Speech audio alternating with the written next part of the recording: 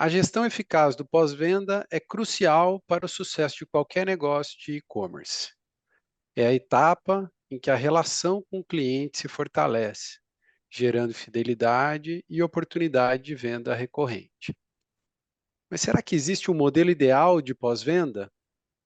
Como as empresas podem aprimorar seus processos de pós-compra para alcançar resultados excepcionais e relacionamentos duradouros com seus clientes?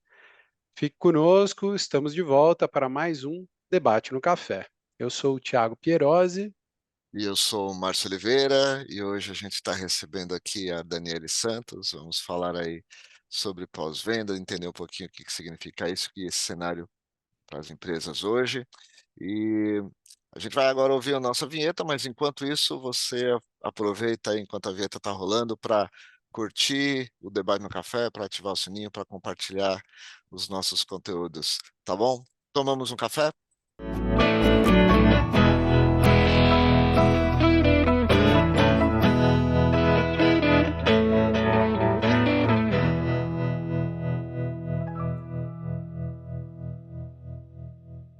A Daniele tem mais de 20 anos de sólida experiência em grandes setores da economia brasileira, já passou por bancos como Safra, Bradesco, HSBC, por grandes consultorias como a Ernst Young, onde teve a oportunidade de prestar serviços em vários ramos, como varejo, atacado, indústria, agências de publicidade, construtoras, farmacêuticas e muito mais. Ela tem experiência internacional na América Latina, Estados Unidos e Europa, e atualmente cuida da área de relacionamento com clientes e pós-venda na Fast Shop. Também é mentora, psicanalista clínica e palestrante. Daniele, seja muito bem-vinda ao Debate no Café. Obrigada pelo convite, um prazer estar aqui com vocês. Ouvindo assim, parece até que é tão importante. Falei, nossa, tudo isso. É, um pouquinho de tudo isso e mais coisas. Acho que a gente, ao longo da vida, aí vai acumulando experiência e a gente nunca para colocar no papel, né? E quando coloca, você olha e tudo que você fez e vê que as coisas acabam se concatenando de alguma forma, né? Dá uma visão muito boa, do mercado como um todo, de como as coisas acontecem, né? E também rende assunto aí para a gente fazer um café. Então vamos Bora começar lá brindando. conversar, Vamos começar né? Vamos brindando, então a gente brindar vai fazer toda um essa café. experiência. É, Vamos ó. brindar a experiência com o nosso cafezinho do Debate no Um Café. Tintim. brinde. Tchim. E quem está nos assistindo agora aí, nos escutando, vai lá pegar o seu café também, brinda com a gente também. Tá? Pega um cafezinho para escutar aqui esse conteúdo, tá bom? É isso aí. Aproveitar que a gente está aí próximo de Black Friday, né, Márcio? Daniele, Sim. vamos falar um pouco disso também. Então fique com a gente até o final, pega o café, fica nos ouvindo que vai valer a pena. Então vamos começar. Eu sempre começo perguntando o que que é o tema que a gente vai falar, né? Me explica, conceitua um pouquinho. A gente vai falar hoje de pós-venda. Eh, eu acho que pós-venda é uma coisa bem ampla, né? A gente vai buscar falar aqui da importância dela, mas eu queria perguntar primeiro para você, Daniele, dentro do contexto do varejo como um todo, principalmente você está hoje no varejista, tanto físico como eletrônico, né? Tem as operações. Qual que é a importância do pós-venda? E aí, talvez, primeiro para o comércio eletrônico, eh, entendendo inclusive que a gente tá chegando aí com a Black Friday, eu acho que a Black Friday sempre impulsiona um monte de coisa, né, e impulsiona também a a pós-venda. Me fala um pouquinho disso, como que você enxerga a importância do pós-venda para o comércio? Pós-venda, vamos lá. Se a gente parar para pensar que coisa ali de década de 70, 80 não tinha, né, pós-venda. A pessoa queria reclamar de alguma coisa, ela tinha que pegar o produto e com ele nos braços para o lugar onde ela comprou e aí reclamar. Não tinha um número de telefone, não tinha nada disso.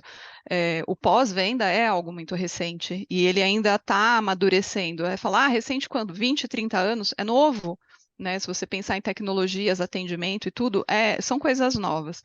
Então, hoje, para um varejo, qualquer tipo de segmento também, mas principalmente para um varejo, o serviço de pós-venda é o que vai garantir a recompra, né? É o que vai garantir a fidelidade do cliente.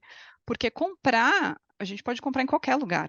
Você pode dar uma busca ali na internet para qualquer produto, colocar num comparador de preços e escolher o melhor preço, prazo, condição. Mas o que vai fazer com que você compre e recompre, de fato, é pensar em como é que vai ser o atendimento daquilo se eu precisar de alguma coisa. A gente nunca compra pensando que vai dar problema, né? Mas a maturidade de consumo, que é o quadro que eu me encontro hoje, a maturidade de consumo te permite pensar, e se der problema, eu vou comprar nesse daqui que eu não sei se é muito bom, ou eu vou comprar naquele ali que eu sei que o atendimento vai funcionar, né? E então acho que o pós-venda hoje é isso, é quem vai resolver se eu tiver o problema, trata uma variável ali do que pode acontecer e que vai valer o teu investimento, o preço que você pagou ali pelo teu produto, né? Excelente. Na verdade, a gente fala, ah, hoje que o que segura o cliente no varejo é a experiência, né, a boa experiência. O que afasta também é a má experiência. Principalmente no Exatamente. varejo, onde a gente tem quase comoditizado o serviço, né, porque você pega determinados produtos, determinados segmentos de varejo, o mesmo produto, mesma marca, a mesma coisa você encontra em diversos varejos. O que que vai diferenciar um ou outro? A gente vai para os comparadores de preço, a gente fala de preço, mas mesmo o preço muitas vezes, não é muito diferente, né. Então o que que vai de fato diferenciar? Quais são os atributos daquela marca, daquele varejista que vai diferenciar ele dos demais? Porque o produto no final é igual em qualquer um, né. É, Muito bom. é exatamente isso. E é engraçado porque você fala assim, ah, hoje as empresas hoje elas não vendem mais o produto em si, elas tentam se desvincular da venda do produto em si. Se você prestar atenção nos sites aí de varejistas diversos, não é só compre uma TV, é para você ter a experiência de assistir a tua série, a tua novelinha, o teu programa, ou é uma TV gamer, é uma TV. Então, são TVs que não entregam só o produto TV, ela tem a experiência que ela vai te proporcionar, e aquilo tem um valor agregado. A panela do arroz não é porque eu tenho preguiça de fazer arroz, é porque ela vai me poupar tempo, eu não preciso ir lá desligar e, além de tudo, vai manter o meu arroz quentinho. Então, são produtos que carregam ali em si alguns elementos. E o varejista que entender a melhor forma de colocar aquilo no mercado, já sai com um diferencial. Porque se for produto com produto laranjas contra laranjas, eu compro em qualquer lugar, né? Sem dúvida. E Daniele, você falou aqui, né, da recompra. Acho que a grande chave aqui você já deu uma pista, né, de que no final isso acaba, se você tratar bem o cliente, você gera mais receita para a empresa e ponto. Então esse é um grande caminho.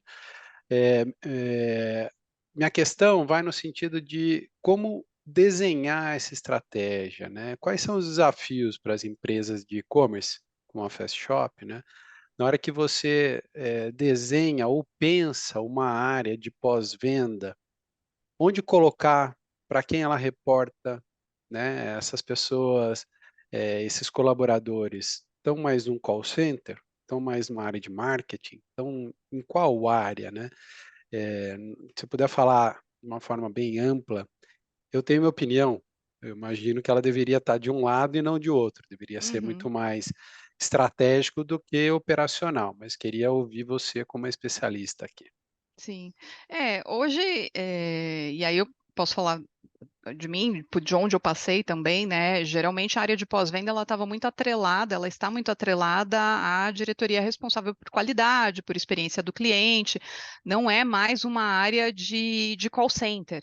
Né, já saiu desse. Quem ainda enxerga a área de pós-venda como um simples call center já está perdendo porque não é. As pessoas que ali atendem, elas minimamente precisam entender do negócio onde elas trabalham, entender o que aquela pessoa, quando liga para reclamar, ela está comprando. Ela não está reclamando de um produto que não chegou, ela está reclamando de um presente de aniversário que não foi entregue. É diferente, né? Então, o ensinamento para essas pessoas, né, toda a educação corporativa ali que você vai dar para essas pessoas, o treinamento para que eles possam prestar um atendimento adequado, ele foge de um simples processo de call center atender, registrar e repassar. Né? Eu acho que isso é muito importante entender e enxergar dessa forma. A gente enxerga como um atendimento de cliente, um pós-venda que vai assegurar a satisfação do cliente, E aí, naturalmente, a gente fica aí debaixo de áreas de qualidade, de experiência, de áreas que tratam diretamente com o cliente, né? Com o cliente-centrismo, aí, o foco no cliente e essas vertentes. E você escuta o cliente, mas eu imagino que o problema, vamos dizer, né, que um cliente possa vir a ter, porque as pessoas normalmente não ligam para agradecer e nem, Nunca, né, acho que não é o comum, é sempre não. algum tipo de reclamação, né. Eh, esse problema pode ter acontecido em vários lugares da empresa, né.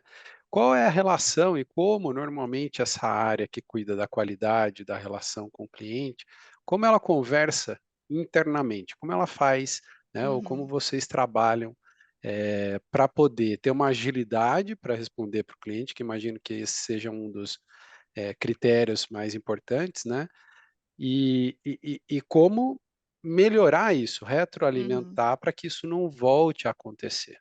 Sim.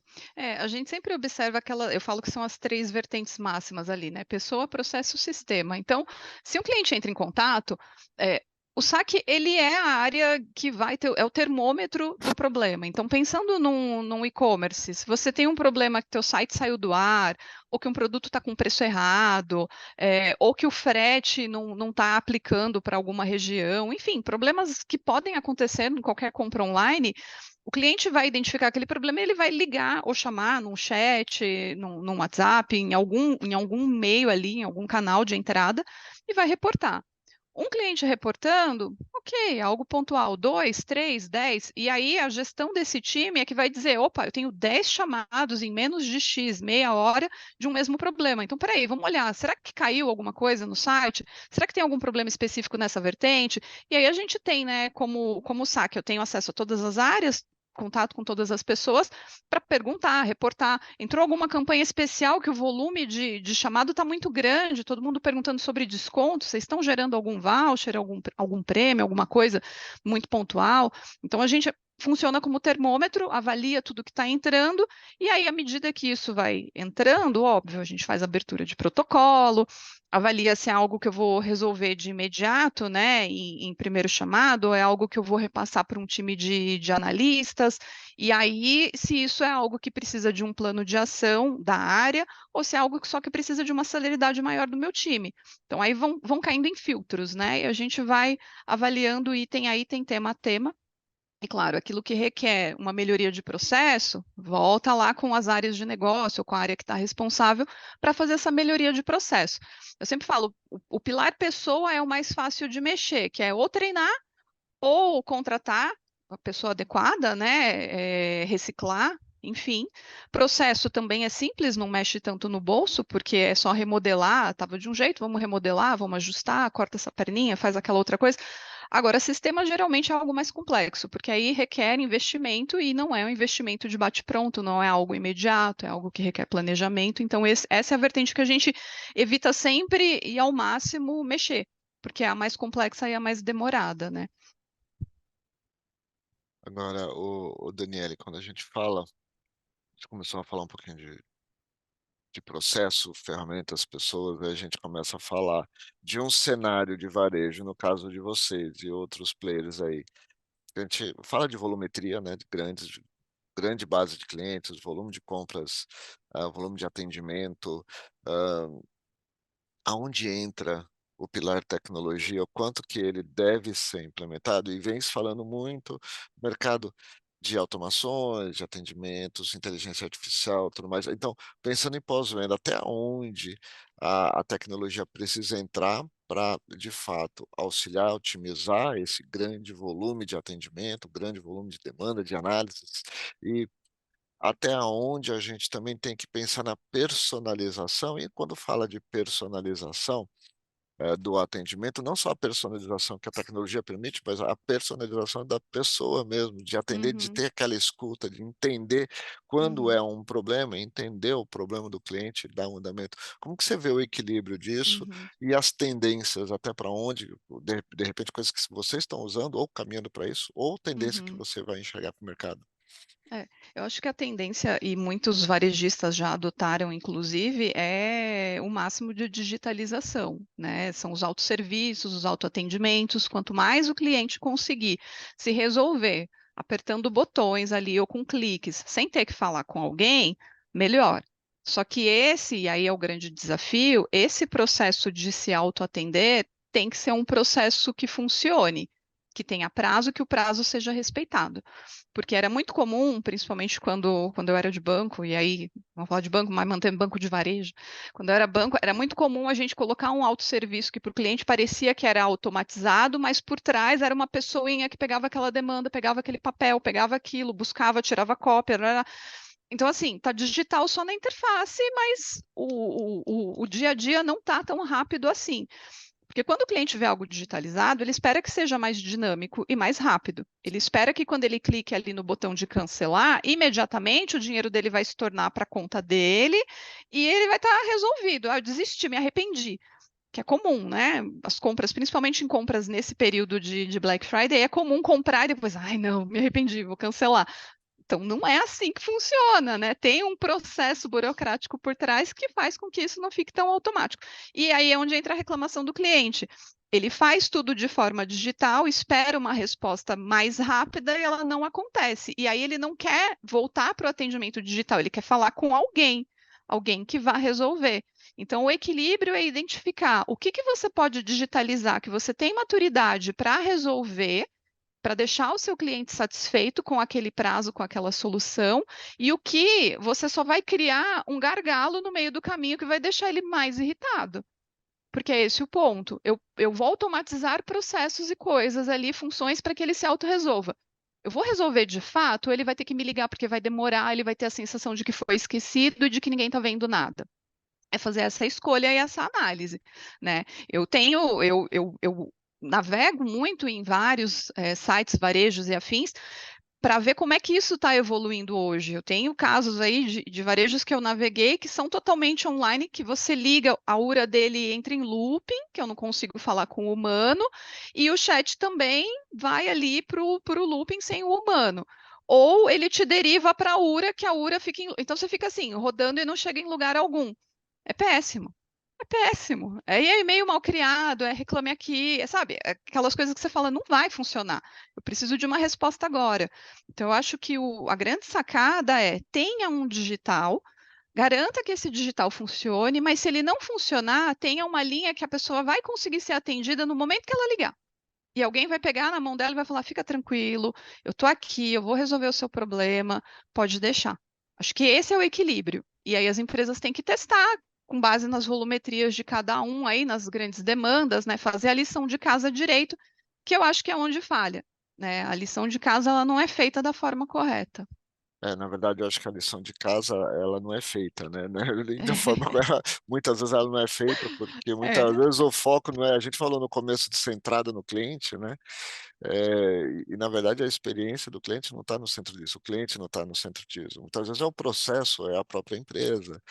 E o cliente é uma variável desse processo, né? Quando ele liga, ele é uma variável do processo, mas não, na verdade, ele é o centro, seja para uma decisão de automatizar, seja uma decisão de não automatizar, o cenário de cada empresa, mas sempre é em função do cliente, de economizar o tempo do cliente, de gerar uma boa experiência, de gerar satisfação.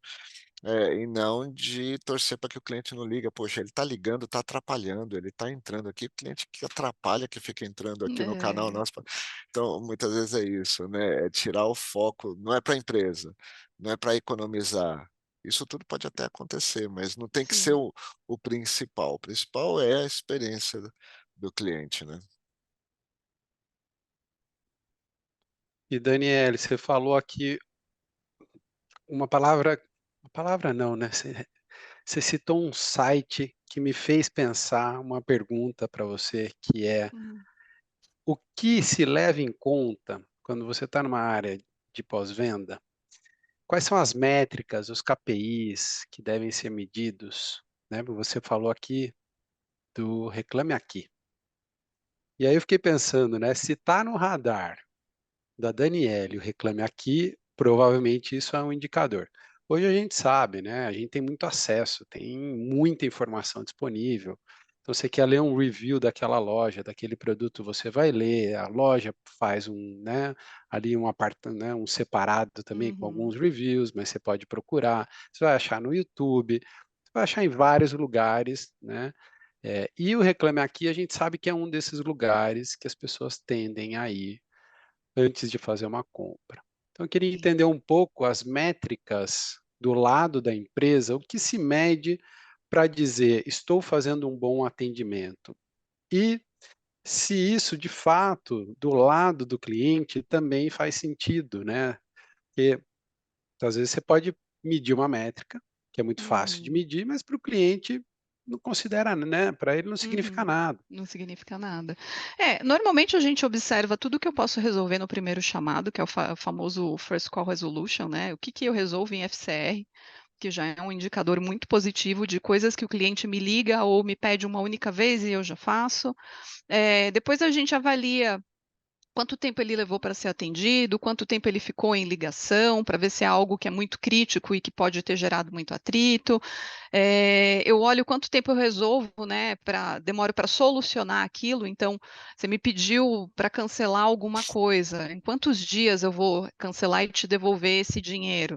Né, que seria um tempo médio de solução aí, qual é o prazo disso?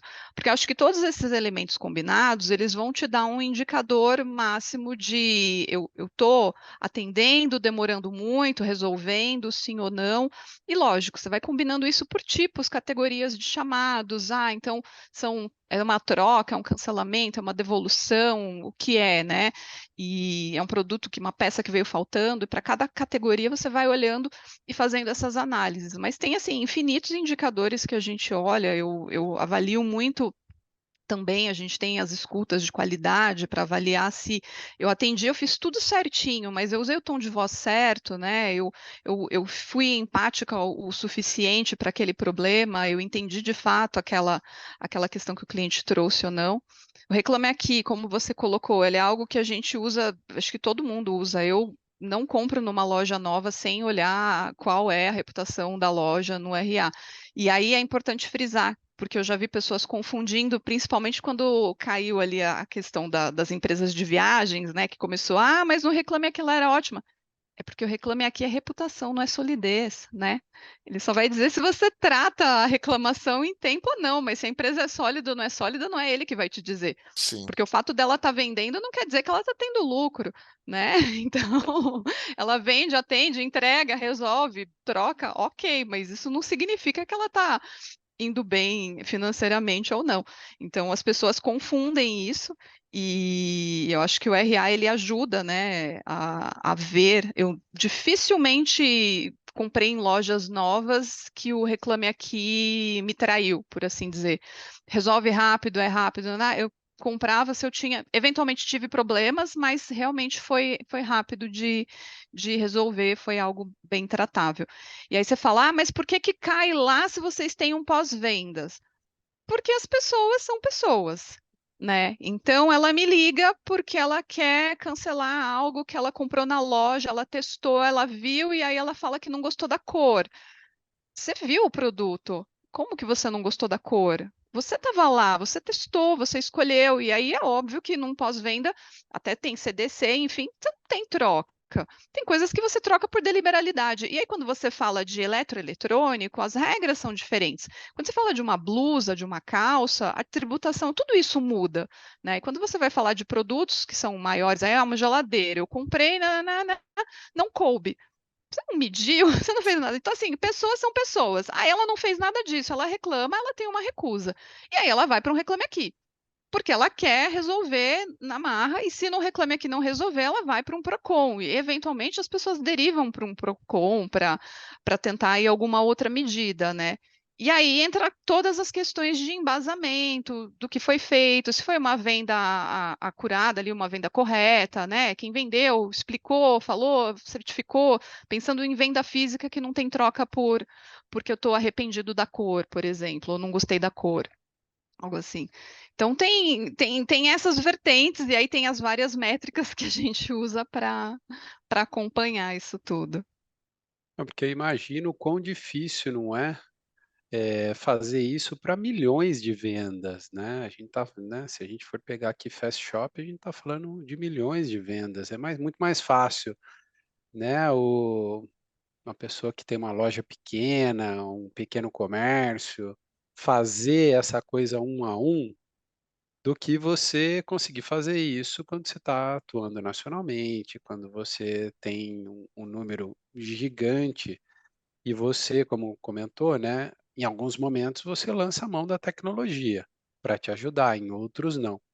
Então, imagino o quão difícil não deva ser realmente escutar um tom de voz de um atendente, se ele tratou bem ou não aquela pessoa específica, porque para aquela pessoa é 100%, né? É, E muitas vezes para as grandes empresas acaba sendo desviou um pouco, mas para aquela pessoa especificamente não é, foi um pouco, foi 100% desvio, né? foi. É complicado. Tratar com humanos não é fácil, né, entender e compreender Não. humanos não é fácil. Agora, Daniela, você estava falando aí dos loops infinitos, de URAs e tudo mais, o problema é quando a gente entra num loop infinito com o operador do outro lado, né, que é o loop infinito do script, que é o operador não sabe falar outra coisa que está o script. Então, eu tive um caso, assim, recente, 2 semanas atrás, numa seguradora, comigo mesmo, né, que o operador, eu perguntava uma coisa, o operador respondia outra coisa, eu perguntava, ele respondia a mesma coisa, aí eu falei assim, eu falei: "Meu, eu já ouvi isso que você falou, agora eu estou te perguntando, é isso que eu estou te perguntando", e ele respondeu a quarta vez a mesma coisa, porque ele não sabe, não está preparado, né.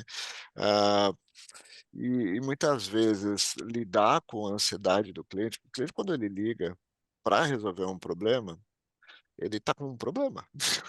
Então ele É, já não vai ligar bem, ele não liga para falar: "Oi, tudo bem? Como que você tá? Nossa, que legal", né, para bater papo, ele liga para resolver um problema, então ele já liga numa tensão diferente.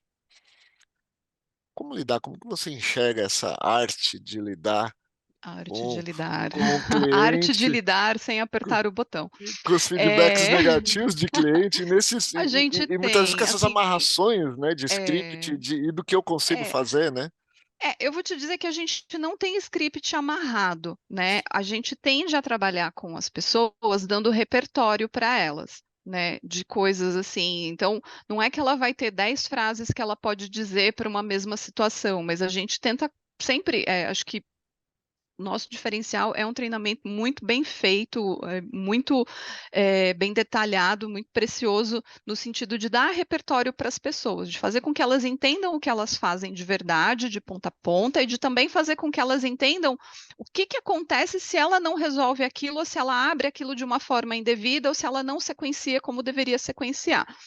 Esse é um ponto. Então, isso já ajuda a ter elementos para buscar a resposta que o cliente precisa. Mas, no outro cenário, a gente tem o cliente que está com o humor afetado, e que liga xingando, e que liga ofendendo, e assim, tem. Tem casos que o supervisor tem que assumir a ligação, e, enfim, acontece.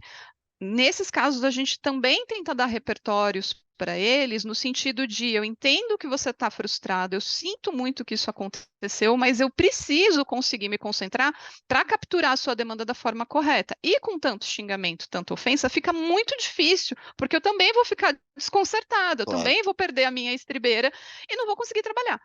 Às vezes funciona, às vezes piora, o cliente xinga mais. Então, assim, quando o cliente fica muito incontrolável ao ponto da conversa não fluir, a gente autoriza a galera a desligar, sim. Pode desligar, encerra a ligação. Porque não tem como, assim, tem uma coletânea de coisas horríveis que os clientes disseram, assim, tem. Então, chegou nesse nível, desliga, não pega para você essa dor, esse problema, espera ele se acalmar, ou ele digitar, porque digitando tudo bem, né? É diferente digitar e falar num tom de voz mais furioso.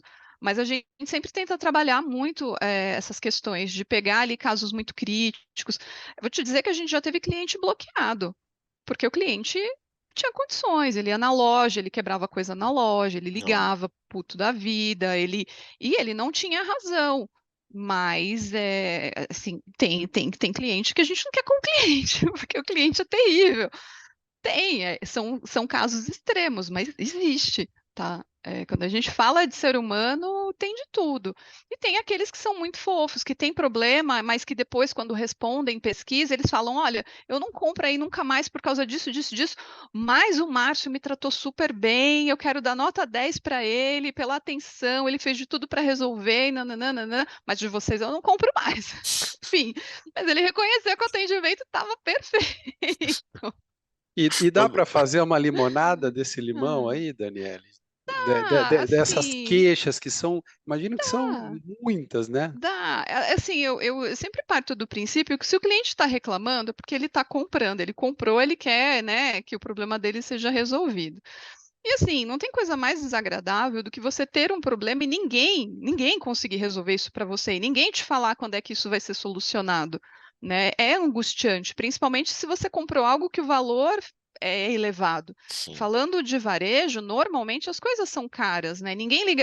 Ligam, eu ia falar, ninguém liga para reclamar de um fone de R$ 70, mas ligam para reclamar de um fone de R$ 70. O problema é que um fone de R$ 70, eu não vou ficar esquentando a cabeça, falei, troca, não vai estressar por causa disso. Agora, é diferente quando você compra uma TV de 20 mil, que, sei lá, você não coube na tua parede, você quer devolver, e aí você foi na loja e levou para tua casa no carro. É diferente, né? Então, você tem que avaliar muito bem as questões ali mínimas, né? O detalhe de cada demanda, para saber o que que você vai tratar.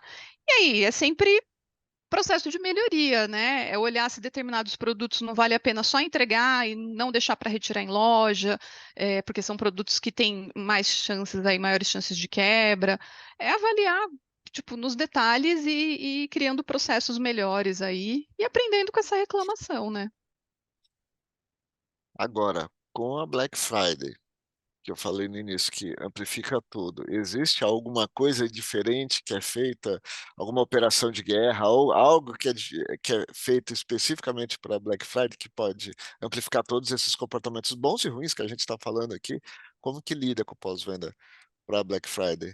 Momento É, dica Black Momento Friday. dica Black Friday. momento dica Black Friday. Eu acho que assim a Black Friday ela tem que ser sempre tratada como uma oportunidade grande de venda aí, não só para a gente, mas para todos os varejos, e também para você reduzir aquilo que te causa atrito. Então, se um problema, um produto específico sempre causa atrito, não põe promoção nesse produto, vende só os que não causam atrito, né? Os que são simples de entregar, de resolver.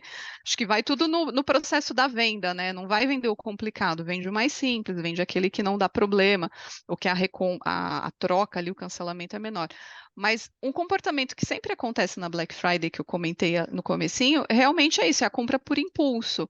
Então, o que eu mais tenho de demanda de pós-venda é arrependimento. Pessoas que compram e se arrependem. Por que que elas se arrependem? Porque elas compraram no primeiro site que viram e depois viram um produto mais barato em outro lugar. Porque ela comprou e comprou na madrugada e aí ela dormiu e acordou e falou: putz, não devia ter comprado, quero cancelar. Então, assim, é muito comum, é muito comum. E o que é comum? Ah, é celular, os relógios, enfim, coisas mais tecnológicas que são sonho ali de consumo, e a pessoa, eu quero, aí comprou, fala, não, não posso, não vai dar para pagar, ou comprou e, sei lá, alguém mandou devolver. E aí cancela. E aí, onde tem demanda, né, de cancelar, que tem as questões de cartão, você compra no teu cartão, se a fatura fechar no dia que você comprou, você só vai ser estornado na próxima fechamento de fatura, não tem magia, né? Aí é problema que entra na questão da administradora do cartão. E às vezes as pessoas não entendem isso, elas acham que tem que aparecer naquele momento. Mas você já fez a ordem, né, de estorno, só que não registrou ainda, não apareceu para você, mas já está feito. Eu fico irritada, eu comprei esses tempos atrás no Mercado Livre e o rapaz não me mandou ali a pergunta de qual modelo que eu queria, negócio pro aquário, enfim. E aí veio errado, eu quis trocar e cadê meu reembolso que eu quero comprar outro de novo e não estorna logo para eu comprar, sabe? Então a gente fica com essa ansiedade, mesmo sabendo como as coisas funcionam, gera essa ansiedade. Então imagina um cliente que não sabe o que tem por trás dos processos, ele vai ficar furioso, ele vai ficar ansioso. Então acho que No pós, o que a gente tem é um reforço muito grande de principais procedimentos, né? O que mais entra e como é que trata, para não ter que ficar muito tempo em silêncio buscando aquela resposta, né? Retreinar, reciclar, reforçar muito com as pessoas. Isso é muito ágil, né? É escutar, ter um tratamento adequado, mas se mais rápido, né? Não vai ficar 10 minutos com o cliente ali, né? Vamos encurtar essa conversa para atender mais rápido, de uma forma mais ágil. E os meus times todos ficam muito ativos para já pegar de imediato um chamado que é aberto, entrar, tratar, para ser tudo muito rápido, né? Para evitar qualquer tipo de desconforto aí com o cliente. E Perfeito. Daniele, desculpa, Márcio. Não, vai lá, só falei Tá. perfeito. Tem alguma maneira de medir essa recompra na área de vocês? De você falar, eu imagino, né? Se é um cliente cadastrado, você vai ter um CRM mais, né? Que você consegue fazer isso, porque no final, muitas vezes a gente olha para a área de pós-vendas e é sempre isso, só solucionar problema. Uhum. Mas quando é bem atendido, você consegue medir isso e mostrar para a empresa o resultado que está dando esse bom atendimento? Uhum, uhum. Dá para fazer. Particularmente, a gente tem comitês e coisas de clientes que aí eu não posso dar muitos detalhes, mas das empresas que eu passei, e aí posso até mandar mais detalhes, porque eram coisas que a gente sempre combinava muito a análise de, porque todo atendimento gera uma pesquisa, né? E depois que você tem essa pesquisa, a gente avaliava, por exemplo, o cliente que respondeu, se foi um promotor, um detrator ou um neutro. Ele parou de comprar, ele aumentou a compra ou ele manteve a compra no mesmo limite? Quanto tempo depois ele parou de comprar? Quanto tempo depois ele comprou e comprou a mais? Se ticket médio de agora, pós-atendimento, é melhor ou pior do que o ticket médio anterior? Né? E algumas análises relacionadas a isso davam até para te dizer se esse cliente era um potencial churn ou não. Dá para fazer muita coisa, dá para fazer muita análise. Em banco, a gente fazia muito isso com questões de clientes de cartão de crédito, adquirência. Dava para saber, por exemplo, que um cliente neutro ele gastava muito mais que um cliente promotor. Então, o trabalho de transformar um detrator num promotor era muito elevado. Era só você transformar ele num neutro que você já estava rentabilizando muito bem, né? Então, aí depois você podia trabalhar o neutro para um promotor, ou entender o que faltava com aquele neutro.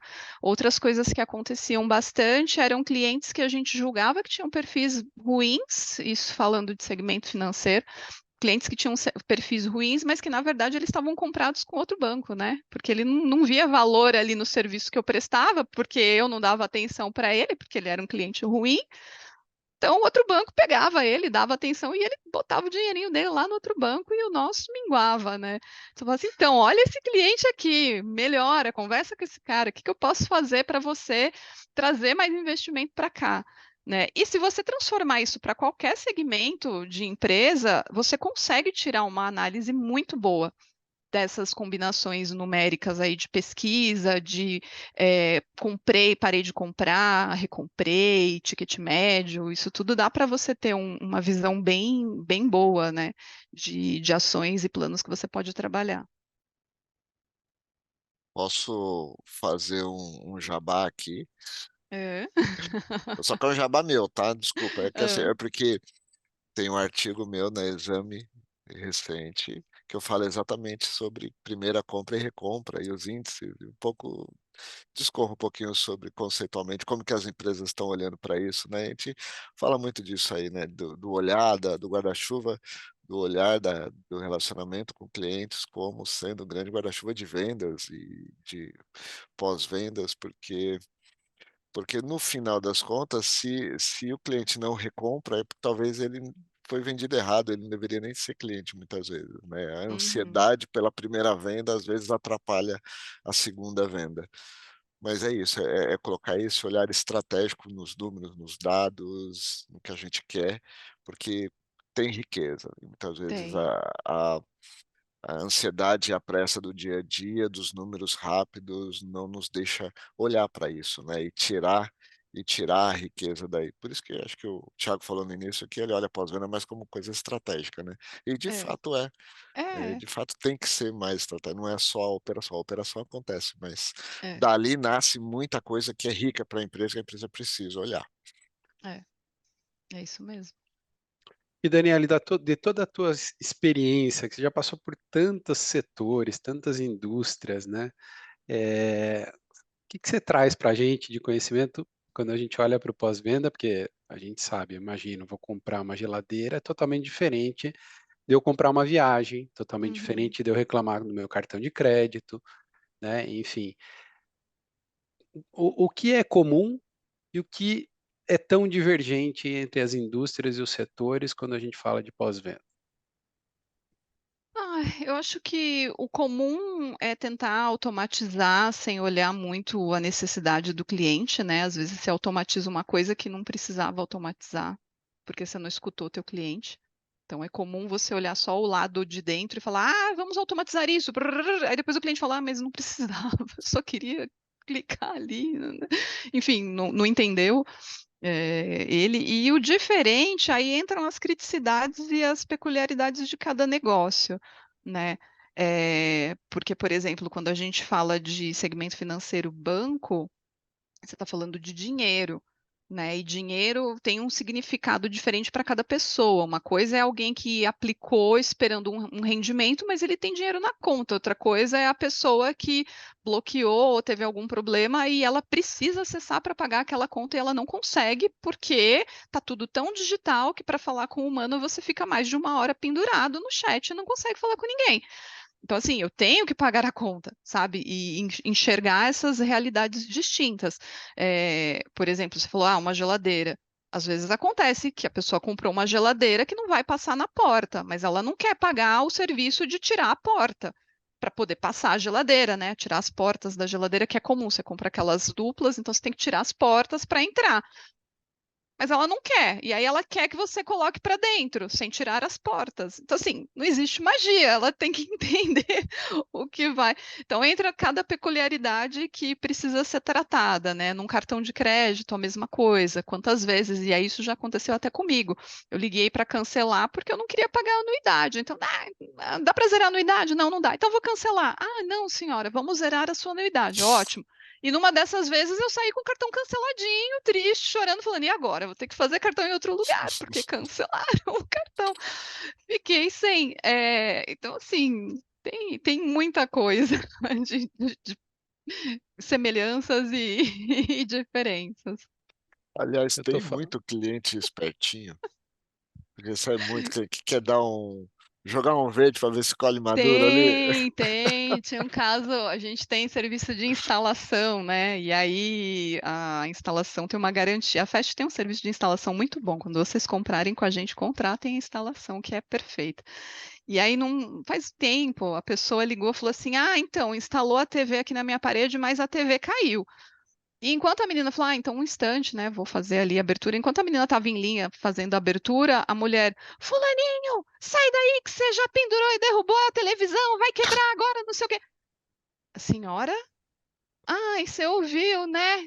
Sim, senhora. Ela, então, não é que caiu, é que a criança pendurou. Assim, não tem garantia para criança pendurada, gente.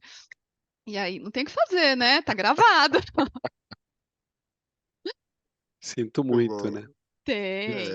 Tem gente que compra a geladeira que tem 71 centímetros para encaixar no nicho de 70. Ela acha que a geladeira ela é maleável, ela vai encaixar. Ela não vai encaixar.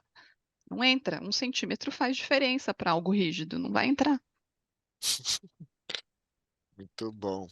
Ficar esperto com o pessoal que pendura na televisão aí, ó. Entra na lista de perguntas. Você tem filho, né? Quantos anos? Então É, tá bom, vai no risco, né? Não, Muito bom. enfim.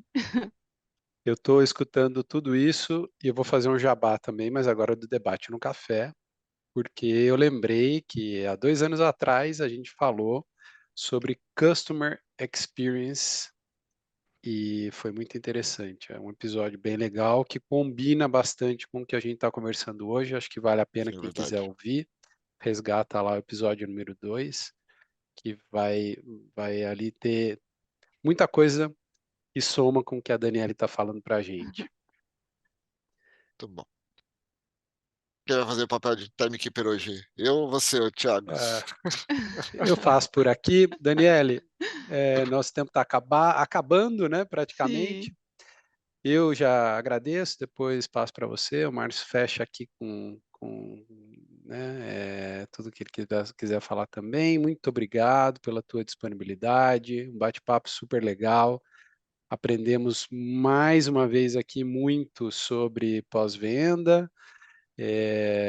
Espero que você tenha muito sucesso na sua carreira também. E deixo à vontade aqui para você falar, de repente, o que a gente não perguntou e que você gostaria de ter falado, alguma outra dica para Black Friday, o que for. Mas já deixo aqui meu Ah. agradecimento. Bom, eu que agradeço, é uma delícia conversar sempre assim, eu gosto muito. Sempre que eu falo para o Márcio, me chama para um café que eu vou, a gente bate papo. Tem assunto aqui para parte 2, parte 3, quando vocês quiserem, estou super à disposição. Agradeço demais o convite. Dicas para Black Friday. Compre com consciência, não gaste sem precisar, não compre por impulso. Não compre de madrugada que você vai Pesquise. acordar O arrependido. que é legal é porque, assim, os Procons, eles começam um mês antes, né, a fazer monitoramento de preço e tudo mais. Então, já olha ali, o produto não vai estar mais barato do que você está vendo. É dali, né, daquele valor para baixo, ele não vai subir, né, tudo pela metade do dobro. Então, é legal a pessoa já ir acompanhando para ter certeza se realmente precisa de alguma coisa, já começa a acompanhar agora o preço do produto para ter certeza que vale a pena ou não. Porque o que acontece? A pessoa não acompanha preço algum, e aí chega no dia da Black Friday, ela acha que tudo está em promoção. E aí ela compra, e depois ela se arrepende, né? E aí cartão de crédito, finanças reclamam, né? Então, compre com consciência. Muito bom. Obrigado, Daniele. Obrigado pelo papo. Obrigado pelas dicas. Obrigado para todo mundo que acompanhou a gente até aqui também, né? Comprem com consciência na Black Friday. Daniele, uma boa Black Friday para vocês também. Ah, Tá obrigada. bom? E até o próximo debate no café.